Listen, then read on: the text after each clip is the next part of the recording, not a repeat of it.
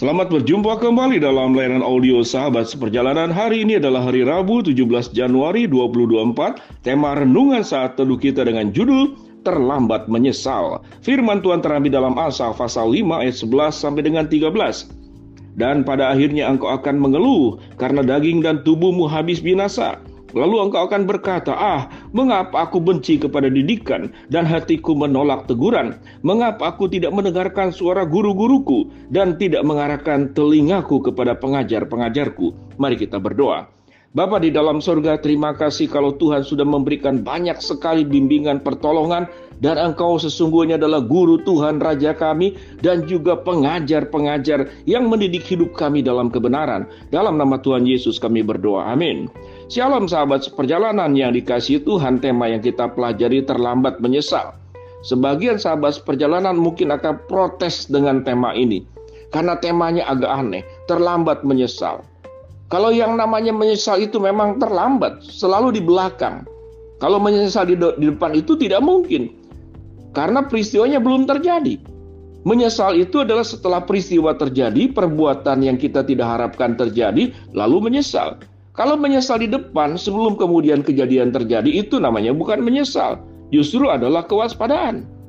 Kalau kita melihat bahwa di dalam hidup kita, tentu ada banyak tindakan-tindakan kebodohan yang kita lakukan, yang di awalnya kita mempercaya itu tidak apa-apa, itu tidak masalah. Bahkan hal yang salah, hal yang buruk, kita anggap sebagai sebuah kebenaran atau sebagai sebuah kebebasan. Hak pribadi untuk menentukan keputusan apa, tindakan apa yang dilakukan. Ini urusanku, bukan urusanmu. Jangan campuri urusan saya. Urusanmu, urusanmu. Urusanku, urusanku. Bukankah itu adalah pertanda contoh-contoh orang yang keras kepala? Orang-orang yang menghindarkan diri dari didikan, orang-orang yang tidak suka kepada pendidikan, orang-orang yang tidak suka kepada pengajaran, orang-orang yang tidak suka kepada tuntunan. Kalau kita memiliki anak yang seperti demikian, bagaimana hati kita? Tentu rasa terpukul, rasa terluka, rasa sakit. Semua perjuangan yang kita lakukan buat anak dan cucu kita, mengajarkan perkara-perkara yang benar, hal-hal yang berharga, bahkan pengajaran dan didikan itu diidentikan dengan emas, melebihi emas, bahkan melebihi berlian, melebihi harta benda. Kemudian diabaikan, dianggap sesuatu yang murah, dianggap sesuatu yang tidak ada. Betul saja kemudian setelah lewat waktu yang bersangkutan, anak kita atau siapapun yang kita didik, kita ajar, kemudian melakukan keburukan padahal sudah diberitahu dari awalnya. Di kemudian hari kemudian benar-benar keburukan itu terjadi ke dalam dirinya. Lalu dia menyesal. Dan menyesal itu apakah terlambat? Selama penyesalan itu kemudian dilakukan sebuah evaluasi diri dan tindakan memperbaiki diri, maka keterlambatan penyesalan itu bukan sesuatu yang terlambat. Sebuah kesadaran tentang perbuatan-perbuatan yang keliru setelah kita melakukannya, maka penyesalan itu dibutuhkan. Kemudian dilakukan sebuah perbaikan. Namun apa jadinya setelah menyesal, lalu menyesalnya usianya sangat pendek. Menyesal cuma 1 hari, besok melakukannya lagi. Menyesal cuma seminggu, besok melakukannya lagi. Menyesal 1 bulan, besok melakukannya lagi.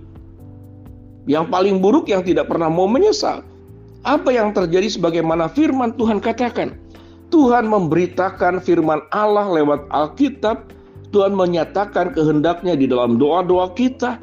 Tuhan menyatakan kehendaknya lewat hati nurani yang ada pada diri kita.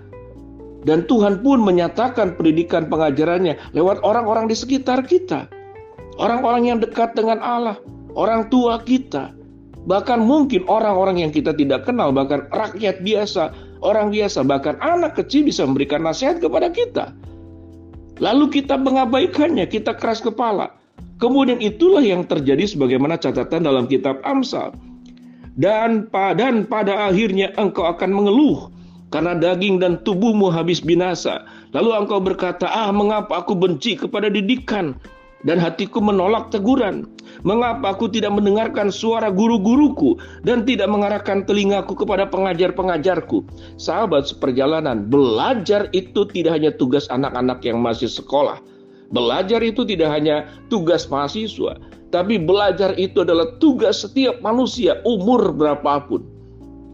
Kita seringkali punya pandangan yang keliru. Semakin umurnya kecil, maka dia harus semakin banyak belajar.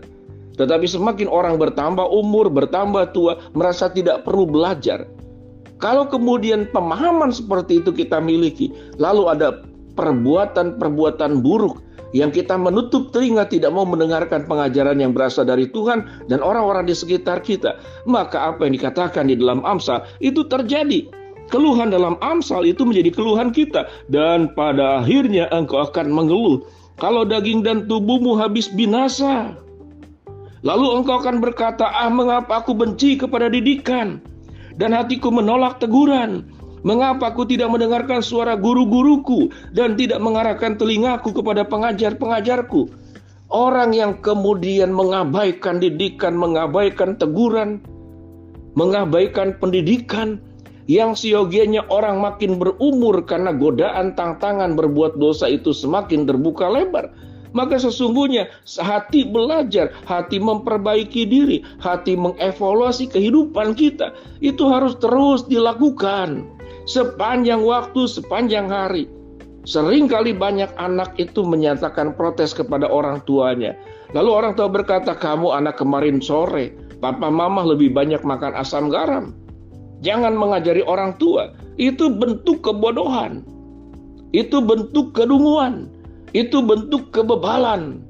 Orang yang kemudian tidak mau mendengarkan nasihat, teguran, bimbingan firman Tuhan, baik dari Alkitab langsung maupun dari orang-orang sekitar kita. Sahabat seperjalanan, siapa orang yang berbahagia? Kita mengatakan mungkin yang kaya, kita mengatakan yang berkedudukan, kita mengatakan orang yang terkenal. Namun dalam konteks firman Allah ini, siapakah orang yang berbahagia? Siapakah orang yang sukses? Orang yang bahagia dan orang yang sukses, yaitu tidak mengabaikan teguran, yang tidak membenci pendidikan, yang membuka diri terus-menerus kepada hikmat-hikmat Allah yang diajarkan ke dalam hidup kita, sehingga hidup kita makin hari makin menjadi baik. Hidup kita makin hari makin menjadi benar. Siapapun kita, berapapun usianya, apapun jabatanmu. Tidak menjamin jabatan membuat orang bisa belajar. Tidak jamin orang yang semakin kaya itu kemudian mau jadi terbuka. Bahkan seluruhnya yang disebutkan tadi seringkali menghambat dan menutup diri untuk mau belajar. Kita merasa sudah jadi bos, tidak perlu belajar. Kita merasa sudah jadi dosen, tidak perlu belajar. Kita rasa sudah jadi nenek, sudah oma, sudah opa, tidak perlu belajar. Maka kita sedang masuk dalam kelompok-kelompok orang yang kemudian orang itu tidak mendapatkan makna hidup dan arti hidup yang sesungguhnya. Biarlah firman Allah yang kita pelajari ini, yang kita baca dari Amsal pasal 5 ayat 11 sampai 13 tidak terjadi ke dalam kehidupan kita. Dan pada akhirnya engkau akan mengeluh kalau daging dan tubuhmu habis binasa. Lalu engkau akan berkata, mengapa aku benci kepada didikan dan hatiku menolak teguran? Mengapa aku tidak mendengarkan suara guru-guruku dan tidak mengarahkan telingaku kepada pengajar-pengajarku? Mari sahabat seperjalanan, jadilah orang yang bersukses, jadilah orang yang beruntung, yaitu orang yang membuka diri kepada pengajaran, teguran, dan didikan yang berasal dari Tuhan, dari firman Allah, atau dari peristiwa-peristiwa orang-orang di sekitar kita yang menyampaikan kebenaran firman Allah, agar kita tidak menjadi orang-orang yang terlambat menyesal. Mari kita berdoa. Bapa dalam surga, terima kasih buat kebenaran firman Tuhan yang sudah kami pelajari. Biarlah kami menjadi orang yang suka dengan pengajaran pendidikan, sehingga kami tumbuh menjadi anak-anak Tuhan yang memuliakan Tuhan. Hamba-Mu berdoa buat sahabat seperjalanan yang sedang sakit, Tuhan jamah sembuhkan. Sahabat seperjalanan yang sedang dalam menghadapi masalah, Tuhan bukakan jalan. Sahabat seperjalanan yang sedang berdoa mengharapkan sesuatu, Tuhan kabulkan dengan cara dan waktunya Tuhan. Dalam nama Tuhan Yesus kami berdoa. Amin.